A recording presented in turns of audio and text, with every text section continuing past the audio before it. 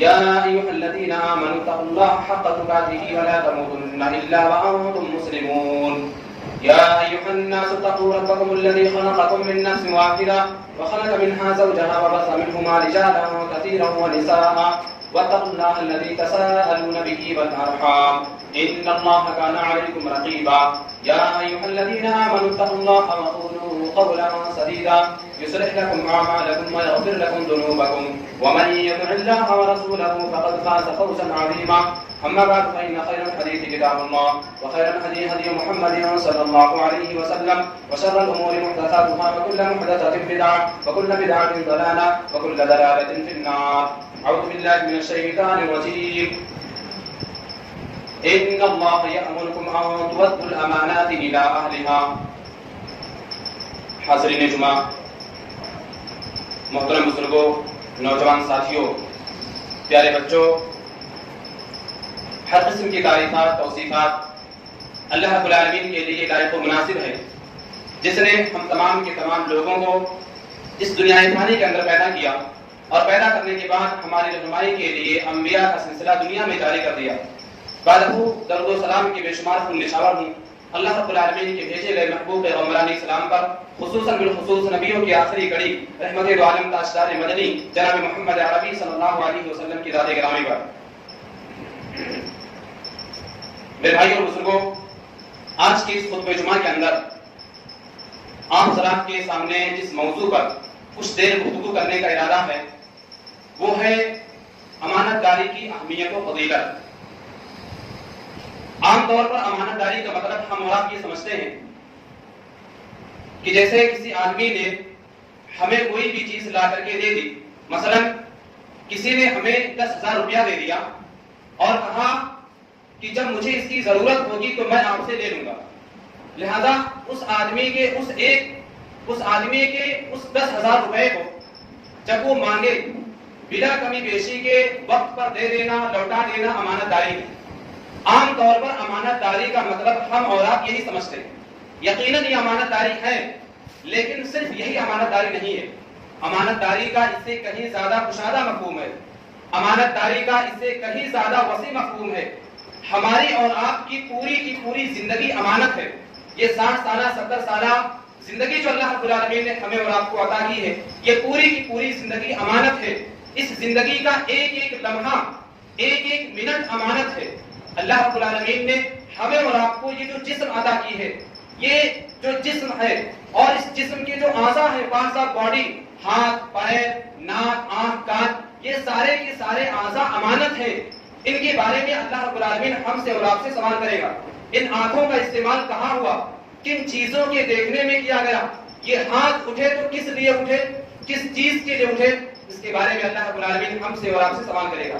یہ پیر بڑھے تو کس کے لیے بڑھے، کس چیز کے لیے ہم نے اپنے قدم کو آگے بڑھایا تھا، اس کے بارے میں اللہ رب العالمین ہم سے اور آپ سے سوال کرے گا۔ یہ پوری زندگی امانت ہے، یہ جسم امانت ہے اور اس جسم کا ہر حصہ امانت ہے۔ یہی نہیں، ہماری اور آپ کی گفتگو امانت ہے۔ ہم جو آپس میں بات چیت کرتے ہیں، ہمارے اور آپ کے درمیان کوئی بھی معاملہ طے ہوا، اب میرے لیے یہ جائز نہیں ہے کہ میں آپ کی بات کو آپ کی اجازت کے بغیر کسی سے کہہ دوں۔ آپ کے لیے جائز نہیں ہے کہ آپ میری بات کو میری اجازت کے بغیر کسی سے کہہ دیں۔ اگر میں نے کہہ دیا یا آپ نے کہہ دیا تو ہم نے اور آپ نے گویا کی امانت میں خیانت کی ہے۔ جب تک طرفین کی طرف سے رضامندی نہ مل جائے تب تک اس بات کو کسی اور سے کہنا، اس بات کو آگے بڑھانا، یہ امانت میں خیانت۔ اسی طرح سے عزت و آبرو امانت ہے۔ ایک بیوی کے لیے اس کا شوہر امانت ہے، ایک شوہر کے لیے اس کی بیوی امانت ہے۔ اگر بیوی کسی اجنبی مرد کو دیکھتی ہے تو گویا کہ وہ اپنے شوہر کے ساتھ خیانت کر رہی ہے۔ اسی طرح سے اگر ایک شوہر کسی اجنبیہ عورت کی طرف دیکھ رہا ہے تو گویا کہ وہ اپنی بیوی کے ساتھ خیانت کر رہا ہے۔ آپ کی اولاد امانت ہے۔ اگر آپ باپ ہیں تو آپ کی ذمہ داری ہے کہ آپ اپنے بچوں کی تعلیم و تربیت کا بہترین انتظام کریں، ان کی شادی بیاہ کا انتظام کریں۔ ایک باپ کی یہ ذمہ داری ہے کہ وہ اپنے بچوں کو سیدھی راہ پر چلانے کی پوری کوشش کرے۔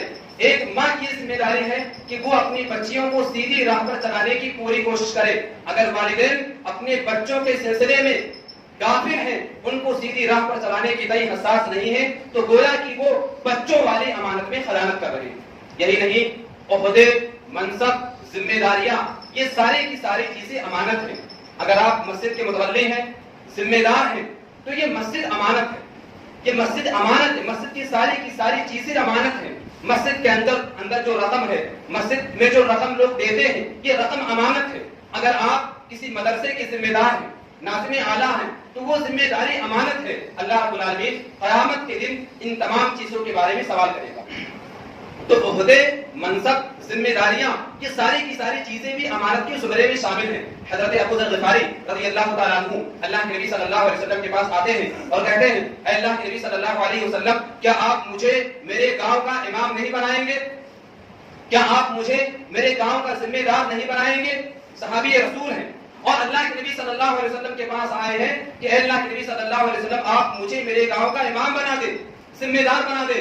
اللہ کے نبی صلی اللہ علیہ وسلم نے حضرت ابو ذر غفاری رضی اللہ تعالیٰ عنہ سے کہا تھا، ابو ذر سنو، انک ضعیف وانہا امانہ وانہا یوم القیامۃ خزی و ندامہ. اے ابو ذر سن لو، یہ امامت، یہ ذمہ داری، یہ عہد و منصب امانت ہے اور تم کمزور آدمی ہو. ابو ذر یاد رکھو، کل قیامت کے دن یہ ذمہ داریاں، یہ عہدے اور مناصب بے عزتی کا سبب بنیں گے. یہ ذمہ داریاں کل قیامت کے دن ذلت و رسوائی کا سبب بنیں گی، اللہ یہ کہ جو آدمی ان کا حق صحیح طریقے سے ادا کرتا ہے. میرے بھائیوں اور بزرگوں، صرف اور صرف مال و دولت ہی امانت نہیں ہے، بلکہ یہ ساری کی ساری چیزیں بھی امانت کے زمرے میں آتی ہیں. لہٰذا ہمیں ان تمام چیزوں کا پاس و لحاظ رکھنا چاہیے. آئیے دیکھیں کہ آخر قرآن و حدیث میں امانت داری کی کتنی اہمیت ہے. اللہ رب العالمین نے اور نبی کریم صلی اللہ علیہ وسلم نے اپنے امت کے تمام افراد کو امانت دار بننے کا حکم دیا. امانت دار دیکھنا چاہتے ہیں اللہ، اس کے رسول اپنی امت کے تمام لوگوں کو امانت دار دیکھنا چاہتے ہیں. اللہ رب العالمین نے ہم تمام لوگوں کو امانت دار بننے کا حکم دیا ہے. فرمایا، ان اللہ یأمرکم ان تؤدوا الامانات الی اہلہا. اے لوگوں، جو امانت جس کی ہے وہ امانت اس کے حوالے کرو. یہی نہیں، اللہ کے نبی صلی اللہ علیہ وسلم نے حدیث کے اندر فرمایا، سنن ابی داؤد کی حدیث ہے، ابو ہریرہ رضی اللہ تعالیٰ عنہ حدیث کے راوی ہیں. اللہ رب العالمین نبی کریم صلی اللہ علیہ وسلم نے فرمایا، ادِ الامانۃ الی من ائتمنک ولا تخن من خانک. کہ امانت کو جس کی ہے اس کے حوالے کر دو. اگر کوئی تمہارے ساتھ خیانت کرتا ہے تو تم اس کے جیسا نہ بن جاؤ، تم خیانت نہ کرو، بھلے تمہارے ساتھ کوئی خیانت کرے. یہ نبی کریم صلی اللہ علیہ وسلم کا حکم ہے. اللہ اور اس کے رسول اپنی امت کے تمام لوگوں کو امانت دار دیکھنا چاہتے ہیں. اللہ رب العالمین نے قرآن کریم کے اندر فرمایا، یا ایھا الذین آمنوا لا تخونوا اللہ والرسول وتخونوا اماناتکم وانتم تعلمون.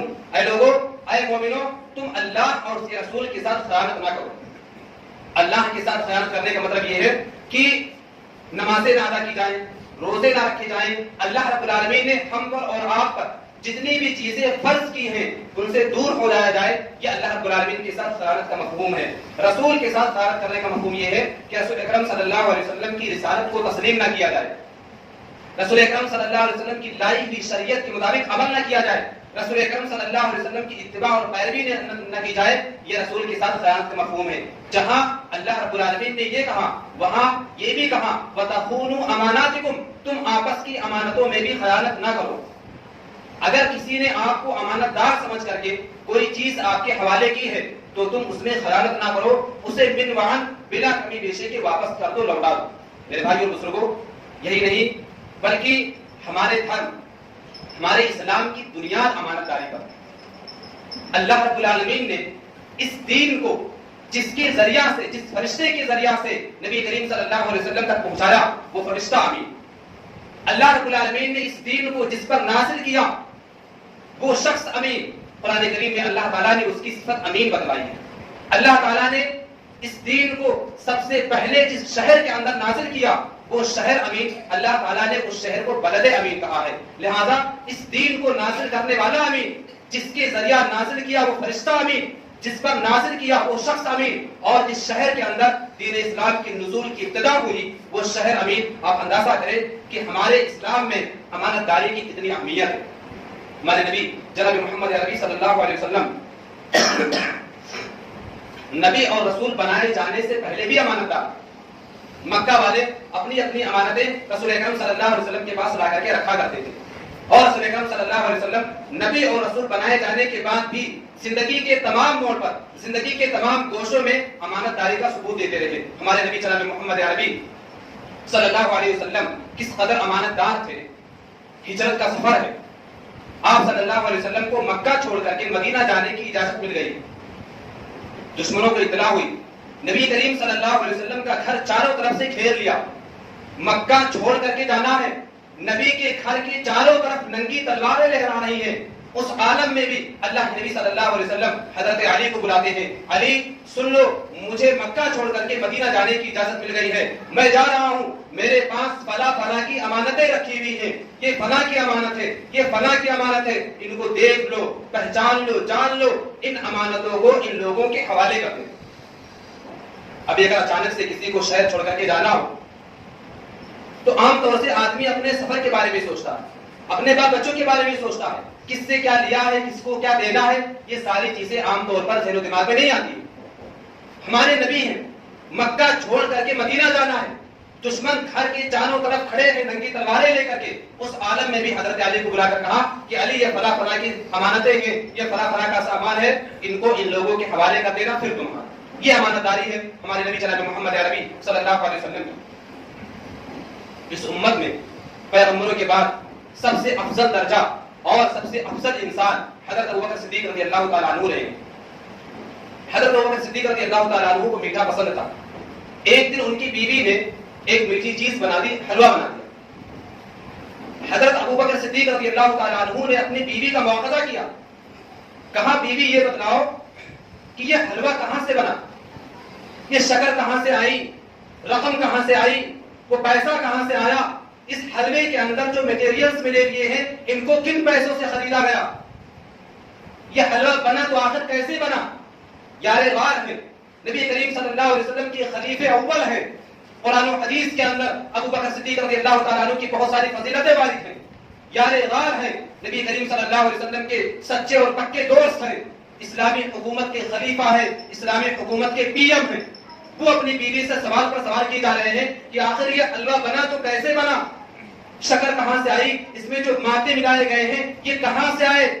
ان کی بیوی نے کہا کہ ہم کو اور آپ کو جو بیت المال سے تنخواہ ملتی ہے, میں نے اس میں سے روزانہ تھوڑا تھوڑا بچایا اور وہی بچی ہوئی رقم میں نے اکٹھا کر کے یہ حلوہ تیار کیا ہے. ابوبکر صدیق رضی اللہ تعالیٰ عنہ جیسا امین الصادق امانت دار آدمی یہ کہتا ہے کہ اس کا مطلب یہ ہے کہ بیت المال سے جو رقم ہمیں مل رہی ہے وہ ہمارے خرچ برچ سے زیادہ ہے جتنا ان کی بیوی روزانہ نکال کر کے رکھا کرتی تھی. حضرت ابوبکر صدیق رضی اللہ تعالیٰ عنہ نے اپنا وظیفہ اتنا کم کر دیا. میرے بھائی کی امانت داری ہے. صحیح بخاری, صحیح مسلم اور ابن ماجہ وغیرہ دیگر حدیث کی کتابوں کے اندر یہ قصہ منقول ہے کہ ایک آدمی نے اپنی زمین دوسرے آدمی کے ہاتھ بیچ دی. جس نے زمین خریدی تھی وہ ایک دن اتفاق سے کھیت کے اندر جتائی کرنے کے لیے گیا, کاشتکاری کرنے کے لیے گیا. جتائی کرتے سمے سونے کا ایک کھڑا ملا. زمین اپنے اندر بہت سارے خزانوں کو چھپائے ہوئے. جتائی کرتے سمے حدیث کے الفاظ ہیں, جتائی کرتے سمے سونے سے بھرا ہوا ایک کھڑا ملا. جرۃ من ذهب, سونے کا کھڑا ملا. جس نے زمین خریدی تھی وہ آدمی پریشان ہو گیا دیکھ کر. جس نے زمین بیچی تھی وہ کھڑا لے کر کے وہ آدمی اس کے گھر پہنچ گیا اور کہا میرے بھائی سنو, میں نے آپ سے زمین خریدی تھی, زمین کے اندر چھپے ہوئے خزانوں کو نہیں خریدا ہے, یہ آپ کا حق ہے, یہ کھڑا آپ کے لیے ہے, آپ لے لو. اب اس کی سنیے, جس نے زمین بیچی تھی اس نے کہا میرے بھائی میں نے زمین بیچ دی, زمین آپ کی ہو گئی, اب زمین سے جو کچھ بھی نکلتا ہے وہ سب تمہارا ہے, یہ میرا نہیں ہے, یہ آپ کا حق ہے, آپ رکھ لو. میرے بھائی اور بزرگوں, دنیا انسانیت نے, پوری دنیا کے انسانوں نے امانت داری کی وہ مثال دیکھی ہی نہیں ہوگی جو ہمارے اسلاف قائم کر کے گئے ہیں. اور ایسے ہی لوگوں کے شاعر نے کہا تھا, حسن نے سمجھا ہے کیا عشق نے جانا ہے, ہم خاک نشینوں کی ٹھوکر میں زمانہ. سونے سے بھرا ہوا گھڑا, نہ بیچنے والا لینے کے لیے تیار, نہ خریدنے والا لینے کے لیے تیار. ابھی اگر خود جمعہ کے بعد 2000 کا نوٹ پڑا ہوا مل جائے اولاً تو لوگ بتائیں گے ہی نہیں, اور اگر کسی نے امانت داری دکھاتے ہوئے بتا دیا تو 10 لوگ اس کے کہاں ہو جائیں گے. یہ ہماری امانت داری ہے. سونے سے بھرا ہوا گھڑا, نہ بیچنے والا لینے کے لیے تیار, نہ خریدنے والا لینے کے لیے تیار. معاملہ عدالت میں پہنچا, قاضی صاحب نے فیصلہ کیا. قاضی صاحب نے کہا یہ بتلاؤ کیا اللہ رب العالمین نے آپ دونوں کو اولاد سے نوازا ہے؟ انہوں نے کہا, ایک نے کہا میرے پاس لڑکا ہے, دوسرے نے کہا میرے پاس لڑکی ہے. قاضی صاحب نے کہا کہ جاؤ ان دونوں کی باہم شادی کر دو, یہ سونا انہی کی شادی میں خرچ کر دو اور جو بچے انہی کو دے دینا. سامعین, یہ امانت داری ہے. मुबारक रहमतुल्लाह अलैह एक बाग के माली, काफी अरसे तक उन्होंने बाग की रखवाली की और बाग का जो मालिक था उसके पास सिर्फ एक लड़की थी, इकलौती बच्ची थी। एक दिन इत्तेफाक से मालिक के घर कुछ मेहमान आने वाले थे मालिक के घर। मालिक ने मुबारक रहमतुल्लाह अलैह को बुला करके कहा कि सुनो, कल हमारे घर कुछ मेहमान आने वाले हैं, तुम बागीचे से कुछ अच्छे और मीठे फल तोड़ करके ले आओ। मुबारक रहमतुल्लाह अलैह ने कहा ठीक है। मेहमान आए, मुबारक रहमतुल्लाह अलैह ने बागीचे से इधर उधर से 2-4 अच्छा फल दरख्तों से जो तोड़ना था तोड़ा और ले जाकर के मालिक के सामने पेश कर दिया। जब मालिक और मेहमानों ने फल खाना शुरू किया तो इत्तेफाक से फल खट्टे और खराब निकल गए। मालिक बड़ा नाराज हुआ, कहा यार तुम इतने दिनों से बाग की रखवाली कर रहे हो, तुम्हें ये भी नहीं पता है कि किस दरख्त का फल खट्टा है और किस दरख्त का फल मीठा है।